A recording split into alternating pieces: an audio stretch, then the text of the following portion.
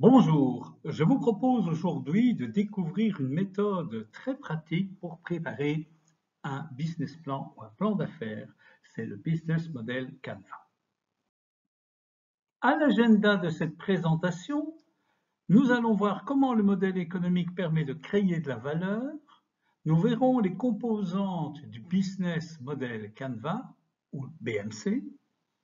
Et nous verrons comment on peut développer ces logiques de création de valeur pour le prospect, pour le consommateur, pour le client, pour l'acheteur professionnel. Et enfin, nous verrons comment on peut passer de ce business model Canva au plan financier.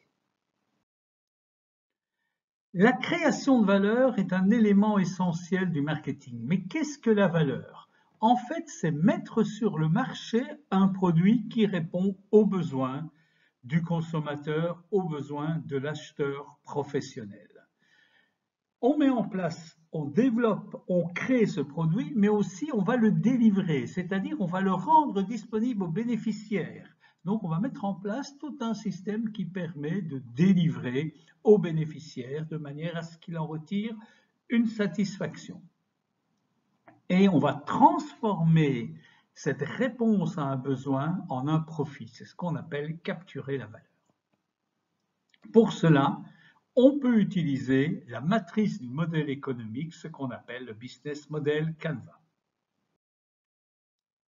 Alors, qu'est-ce que le BMC? Le BMC est en fait une sorte de cadre dans lequel on va retrouver un certain nombre d'éléments.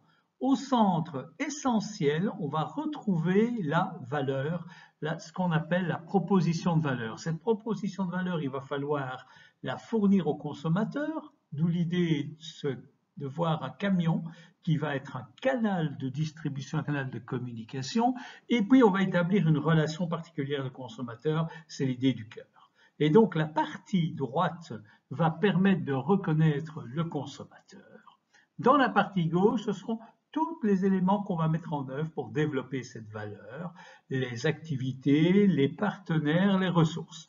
Et enfin, dans le bas du business model Canva, on retrouvait d'une part les coûts et d'autre part les revenus. Voyons à présent le premier élément de ce business model Canva, les segments de clients. Alors, les questions à se poser, c'est d'abord quel type de relation est-ce qu'on veut entretenir avec ces segments de clients et donc, question préalable, quel type de relation un segment de clientèle veut-il avoir avec l'entreprise? Comment ces types de relations peuvent-elles s'articuler avec le business model Canva et à quels besoins l'entreprise répond-elle pour chacun de ces segments? Est-ce que c'est une approche en marché de masse, de niche, une segmentation, une diversification? En pratique, et ce qui est bon à savoir, c'est que pour avoir une réflexion sur les segments de clientèle, il faut aussi réfléchir sur la proposition de valeur. Quand on vise un segment, on va lui proposer quelle valeur. Donc, comment va-t-on définir cette valeur pour le segment? Ensuite, on va tout naturellement parler de proposition de valeur. Concrètement, on va se poser 5 questions. Quelle valeur l'entreprise apporte-t-elle au client? Veut-elle apporter? Quel problème contribue-t-elle à résoudre? À quel besoin répond-elle? Quelle problématique client résout-elle et quels besoins de clientèle satisfait-elle? Il est toujours plus important d'offrir une réponse à un problème que vit le client. C'est à ce moment-là que le client sera plus intéressé par l'offre de l'entreprise. Que faut-il retenir de cette proposition de valeur? Il est important de se démarquer des autres propositions de valeur de la concurrence. Comment peut-on se démarquer? Le produit peut être nouveau, on peut jouer sur le prix, réduire les coûts, sur la fonctionnalité offerte par le produit que d'autres n'offrent pas, sur l'aspect pratique, utile, accessible, sur la forme du produit, ce qu'on appelle le design, la mise en prototype, l'emballage, le statut conféré à l'utilisateur, la marque, la notoriété et l'idée, pour pouvoir avoir une proposition de valeur efficace, c'est de pouvoir la formuler en une ou deux phrases qui décrivent les bénéfices offerts par le produit au segment cible. Si vous pouvez résumer en une ou deux phrases cette proposition de valeur, vous avez une proposition de valeur efficace.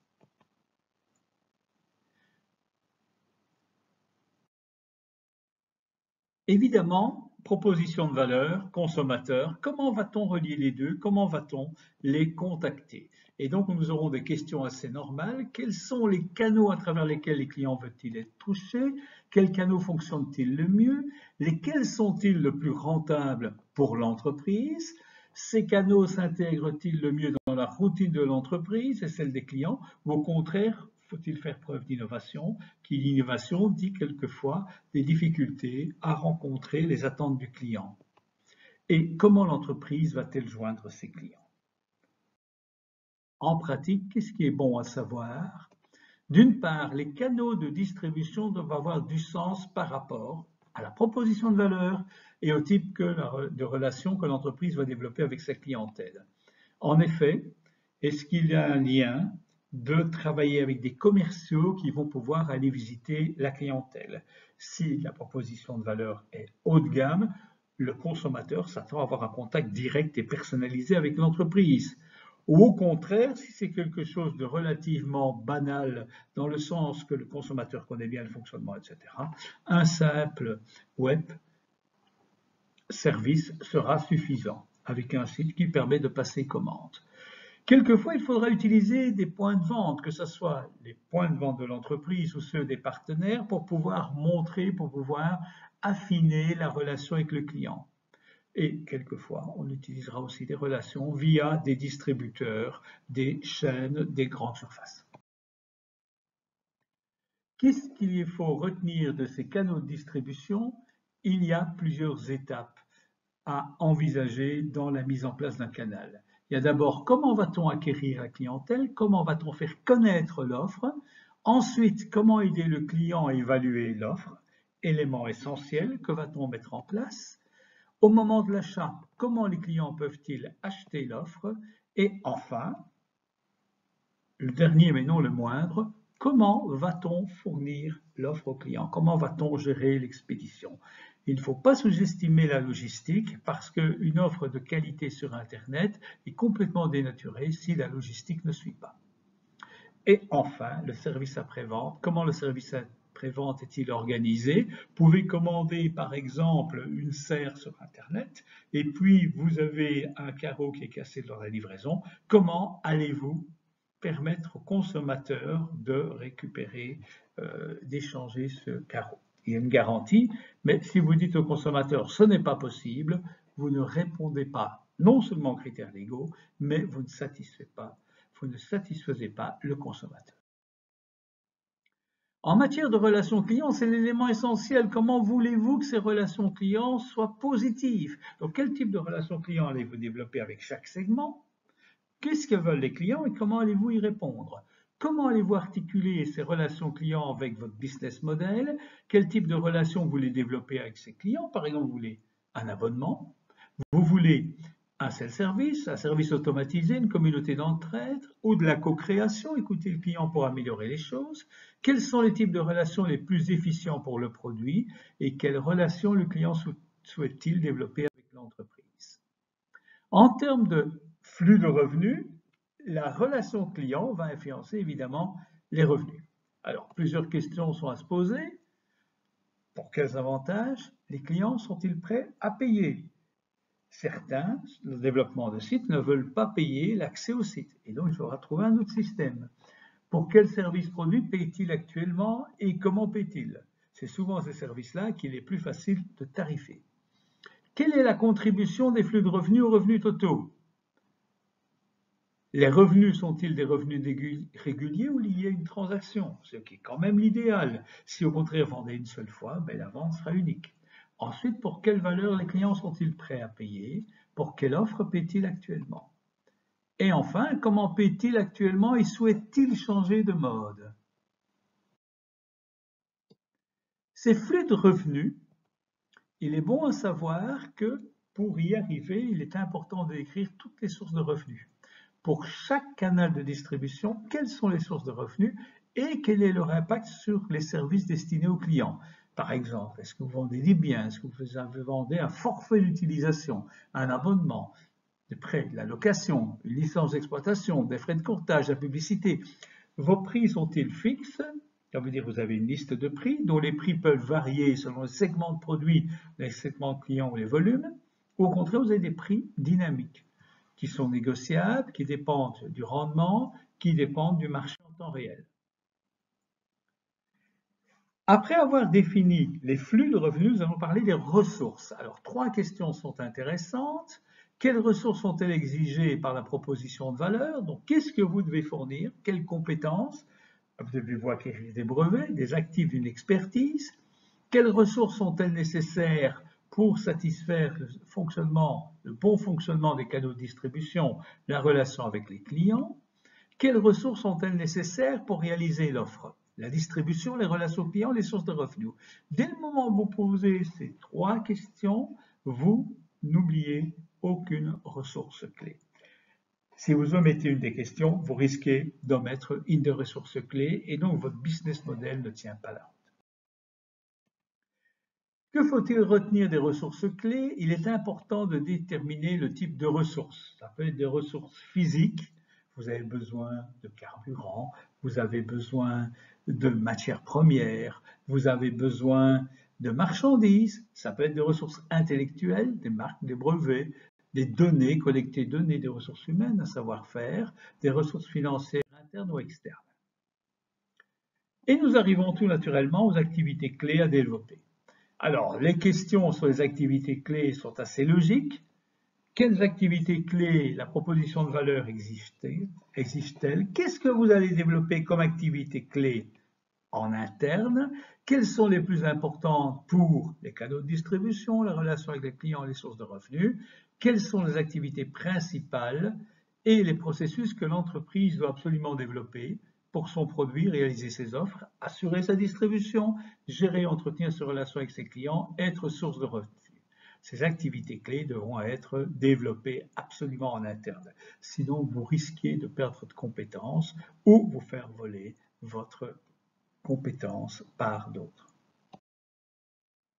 Que retenir des activités clés? Il est important de préciser les tâches critiques, c'est-à-dire celles à développer en interne, les positionner sur une ligne du temps, identifier le personnel nécessaire pour réaliser ces différentes tâches, les compétences qui lui sont demandées, les procédés à mettre en place. Alors, quel type de catégorie peut-on avoir? On peut produire, on peut résoudre des problèmes, on peut développer des plateformes et des réseaux. Et puis, les activités clés vont naturellement déboucher sur les activités qui ne sont pas développées en interne, donc les activités qui seront développées en externe par les partenaires clés. Là, on se posera la question, qui sont-ils? En termes d'identifier des acteurs tiers, des fournisseurs qui ont la capacité de compléter les ressources et apporter de la valeur ajoutée à l'offre. C'est aussi quelles sont leurs motivations, leurs activités et quelles ressources apportent ces partenaires. Ce sont des associés, ce sont des banquiers, ce sont des fournisseurs.